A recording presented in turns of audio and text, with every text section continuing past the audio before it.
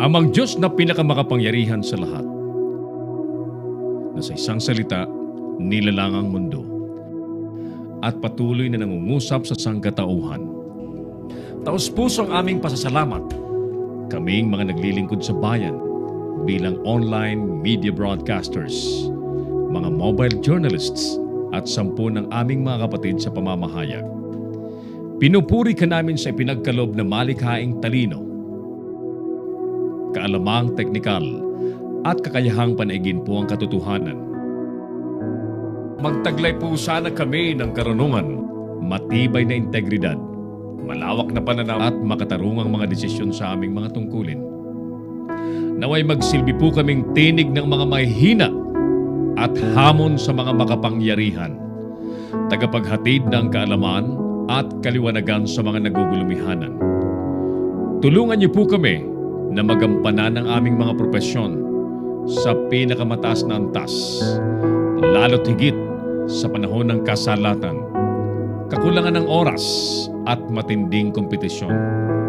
Patatagin niyo po kami laban sa mga tukso na sumang-ayon sa kung ano ang nakararami, maghaka-haka, makisama sa mali at ang magmadali. Tulungan niyo po kami, ang mga manonood, mga mambabasa at mga taga-suporta na magampanan ng aming mga papel ng may talino at pangunawa ng ang katotohanan at kagandahan po ang manaig sa online media. Iniaalay po namin ang panalangin ito sa ngalan ni Jesus na tagapaghatid ng magandang balita, naghayag ng kanyang katotohanan at nag-alay ng kanyang sarili sa sanlibutan. Amen.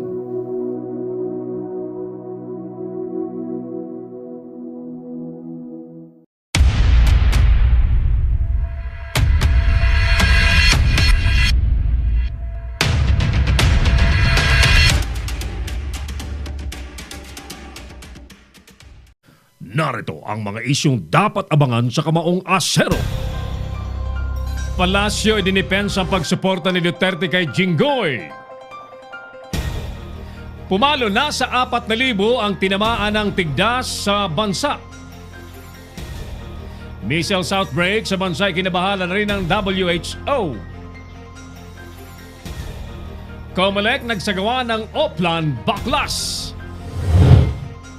Ibinida naman ang makabagong security features ng mga balotang gagamitin daw sa eleksyon ng Comelec. Bureau of Immigration posibleng ipa-deport ang babaeng in-check na nanaboy ng taho sa pulis. Okay lang daw sa palasyo kung kustyunin sa Supreme Court ang 2019 National Budget. 75 bilyong pork barrels sinisikap na raw ni na Joknat Nograles na maibalik ayon kay Andaya. Mga kongresista magpupulong para maresolba daw ang baha sa Iloilo. Metro Manila mayors di makatataka sa paglilinis sa Manila Bay ayon sa DILG. At DPWH Cordillera tiniyak na ligtas ang Cannon Road para sa mga motorista.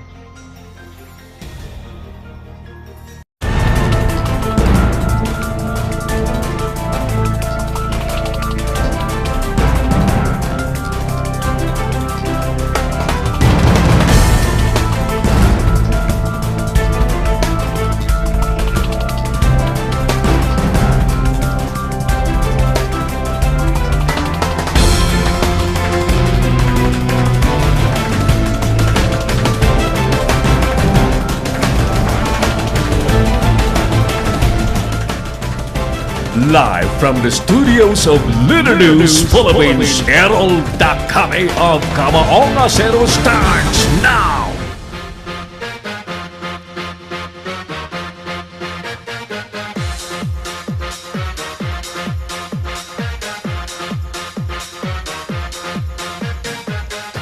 Makakaapekto ba sa kampanya laban sa korupsyon ang pag-endorso ng Pangulo kay Jinggoy? Dating senador na akusado po ng korupsyon. Ulitin natin, makakaapekto ba sa kampanya ng gobyerno laban sa korupsyon ang pag-endorso ng Pangulo kay dating senador Jinggoy? Magandang hapon po sa inyong lahat. Ako na po ito si Errol Dacame. Welcome sa pandaigdigang broadcast ng Palatuntunang Kamaong Asero sa pamamagitan po ng Leader Knows Philippines. At tayo po ay telecasted sa Pinoy Extreme Channel pagsapit po ng alas 5:30 po ng hapon. Ang Pinoy Extreme Channel po ay makikita sa Signal Cable Channel 106, Sky Cable Channel 217, Cable Link Channel 59, and Destiny Cable Channel 84 at sa 500 pang iba't ibang mga cable companies nationwide. So, mga kaibigan, welcome po sa pangmalawakang broadcast, pangbuong bansa at pangbuong mundo. Ito po ang Palatuntunang Kamaong Asero. Kasama po natin ang buong pwersa ng Leader Knows Philippines at ng Pinoy Extreme Channel. Ang programa ngayon ay pinalilipad ni Earl Nico Dacame sa patnubay ni Clarence Andaya. Hindi na tayo magpapaligoy-ligoy sa ating oras. Iratsada na muna natin ang mga reports ng ating mga kasama. Bomb drill isinagawa ng PNP sa lungsod ng Pasig. Report mula kay Nolan Ariola. Yes, Nolan. Magandang hapon. Narito ang mga eksena ng kunwak-kunwari ang pagsabog sa harap ng isang simbahan. Unang ipinalabas mula sa eskwelahan ang mga estudyante. Agad na nagresponde ang pamatay sunog. Dinala sa command center ang mga sugatan para malapatan ng lunas.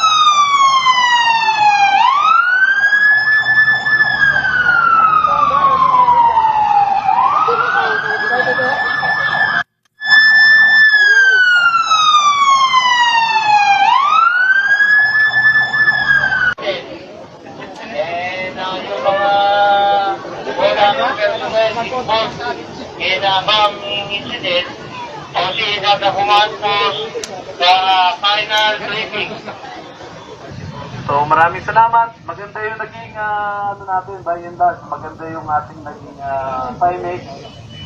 Marami pa tayong mapupulot sa mga susunod na CIMEX. At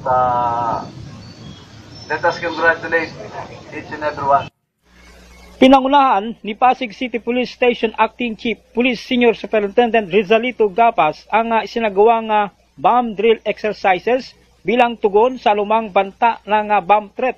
Ayon kay Police Senior Superintendent Gapas, hinihimok niya ang publiko na maging mapagmatsyag sa paligid upang hindi na maganap ang dalawang pagsabog sa Hulo Cathedral na kinamatay ng hindi bababa sa 27 at ikinasugat ng 77 katao habang isinasagawa ang isang misa. Maging aware tayong lahat na ang kaligtasan ng bawat isa ay dapat natin isaalang-alang. Kaya kung meron po nakikitang mga suspicious na individual, suspicious packages, suspicious na mga bagong tao suktor sa kanilang mga lugar, dapat magpaalam ito sa ating kapisan. Kami naman po nakahanda po at makakaasa kayo na ang ating mga kababayan na we will treat everything. Kasunod na nangyaring pagsabog sa Hulo-Sulo, nagsagawa ng surprise bomb drill ang mga otoridad ng Pasig City Police Station, mga concerned agencies at volunteer groups kasabay ng simulation exercise sa mga police station sa Marikina, San Juan at Mandaluyong na sakop ng Eastern Police District. Layunin ng ganitong aktibidad ay upang masukat ang kahandaan, kaalaman at kasanayan ng mga kapulisan sa pagresponde sa insidenteng pangbobomba. at maturuan din ang publiko sa dapat gawin kung sakaling masuong sa ganitong sitwasyon. Eastern Police District Director ang ating leadership dito sa Pasig City na magsagawa ng mga ganitong exercise. Malaking tulong ito para mamulat lahat ang ating mga mamamayan sa paghahanda. Sir, ang eksena po ay bombing. Bakit po ito ang ginamit nyo, ang ginawa nyo na exercise? Ay, nakita natin yung mga bombing na nangyari sa Mindanao. Kasi sa simbahan natin ginawa. So, ano yan part yan ng pagkondisyon ng isipan ng tao para din sa mga... Mula rito sa Immaculate Conception Cathedral, Pasig City, Nolan Ariola, nag-uulat para sa Leader News Philippines. Si Errol Dacame, ang Kamaong Asero.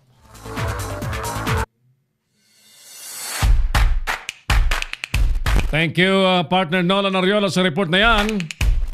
Mahalagang natuturuan po ng mga otoridad kung paano rumisponde, paano kumilos ang publiko kapag ka may kahalintulad na insidente. Huwag nga lamang sanang akalain ng mga taong bayan na kapag ka may totoong at bagamat hindi naman natin hinihiling na magkaroon po ng kahalintulad na insidente sa Hulo, ay baka akalain ng publiko na bomb drill lang, So what is important, we'll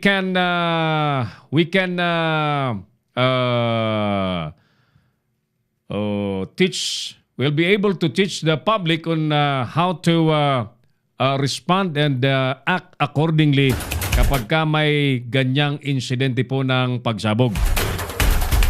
Pero napakahalaga po dyan siyempre ang papel ng mga otoridad dahil sila ang re-responde sa emergency at para tiyakin ang kaligtasan ng iba pa. Alright, tuloy tayo sa iba pang report. Mga korap daw sa gobyerno, binalaan ni Bongo. Report mula kay partner Jojo Sikat. Parang Joe, magandang hapon.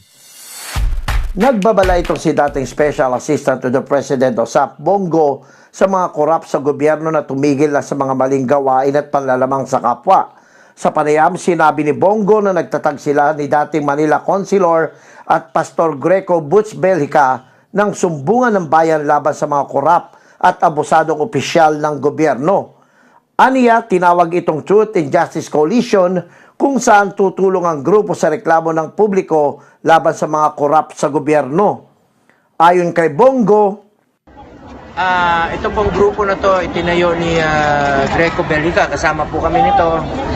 Isa po itong sumbungan na grupo. Kung gusto nyo po magsumbong, kung may mga nangungutong po sa gobyerno, mga corrupt officials, ay pwede po nyong isangguni rito at bibigyan po namin ng aksyon.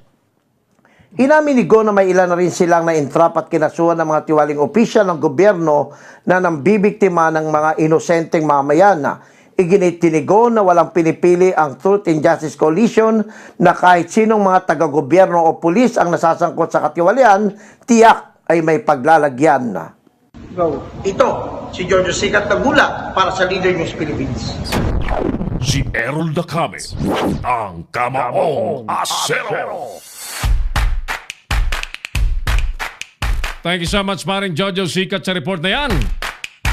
Actually, ang korupsyon sa ating bayan ay matindi until now. Dahil kung wala na po ang korupsyon yan, wala na pong pangangailangan na ilunsad dyan Assistant Secretary Belio, na mere fact na kailangan pong maglunsad ng ganyang kampanya ay talagang patuloy ang pandambong ng mga mapagsamantalang nasa pwesto. Pero lahat pong bagay ay may katapusan. Aabutan at aabutan kayo ng inyong tamang oras. Magbabalik po ang palatuntunang Kamaong Asero habang itinatanong po natin sa bayan, makakaapekto ba sa kampanya laban sa korupsyon ng gobyerno ang pag-endorso ng Pangulo kay dating Senador Jinggoy Estrada? Balikan ko po kayo pagkalipas po ng ilang mahalagang paalala. Magbabalik si Errol Dacame sa Kamaong Asero. Bring your business over 1 million TV or online. Reach your target customers anytime, anywhere. Your brand on TV or on the web. Get more customers and grow your business. Advertise now.